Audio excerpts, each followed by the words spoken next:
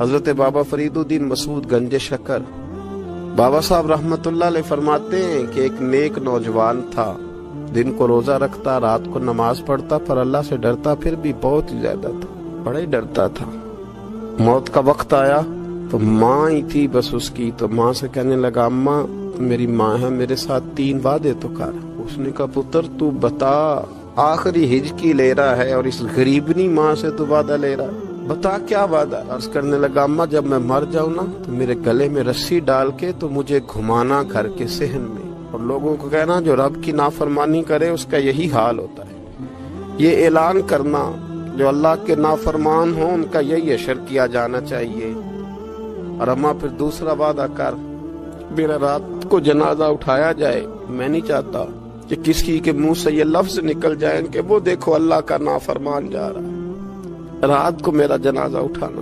اور اماں تیسرا میرے ساتھ وعدہ کر کہ لوگ مجھے دفن کر کے آ جائیں گے تو میری قبر پہ چلی جائے گی۔ عمل میرے پاس کوئی نہیں، پر مجھے لگتا ہے ماں کے قدموں کی برکت سے عرش کا مالک بھی رحم فرمائے گا، اماں تو وعدہ کر۔ بابا صاحب رحمتullah علیہ فرمانے لگے کہ ماں بوڑھی ماں نے وعدہ کر لیا۔ کہا بیٹے ٹھیک ہے، اگر تیری یہی ضد ہے تو میں تیار ہوں۔ پھر اس نے کلمہ شہادت پڑھا، اس نوجوان کی روح پرواز کر گئی۔ بوڑھی ماں نے رسی منگائی تو وَلِمَنْ خَافَ مَقَامَ رَبِّهِ جَنَّتَانِ، جو ڈر جائے، اس نے تو کہا تھا نا کہ رسی ڈال کے گھمانا اور کہنا یہ اللہ کا نافرمان ہے، اس کا یہی اشر ہونا چاہیے تھا۔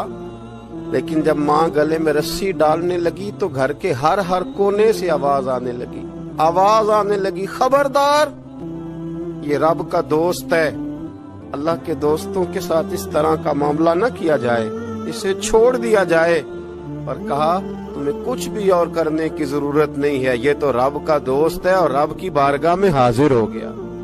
کوئی بندہ کہے گا کہ یہ تو ایک بابا فرید کا سنایا ہوا واقعہ ہے، سنیے بخاری میں حدیث ہے، نبی پاک صلی اللہ علیہ وسلم نے فرمایا، حضرت ابو ہریرہ رضی اللہ تعالیٰ عنہ راوی ہیں، حضور فرماتے ایک شخص مرنے لگا تو اپنے بچوں سے کہنے لگا کہ میں جب مر جاؤں تو مجھے جلا دینا، اور پھر میرے جلے ہوئے وجود کو پیس دینا، پھر مجھے ہوا میں اڑا دینا۔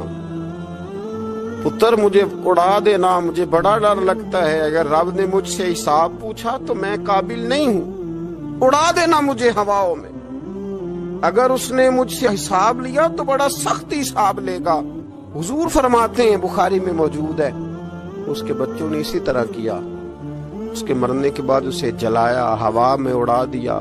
اللہ کے محبوب فرماتے ہیں رب کریم نے حکم دیا زمین کو کہ اس کے ذرات کو جمع کرو، زمین نے ذرے جمع کیے، خدا نے حکم دیا تو اس کا وجود پھر سے اسی شکل میں آیا۔ تو رب کریم نے فرمایا یہ جو تو نے وصیت کی تو کیوں کی؟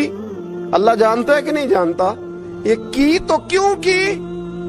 تو وہ پڑا کہنے لگا اللہ میرے اندر تو طاقت نہیں تھی تیرے سامنے کھڑا ہو کے حساب دے سکوں، تجھے منانے کے لیے تیرے خوف سے ڈر گیا، میں ڈر گیا۔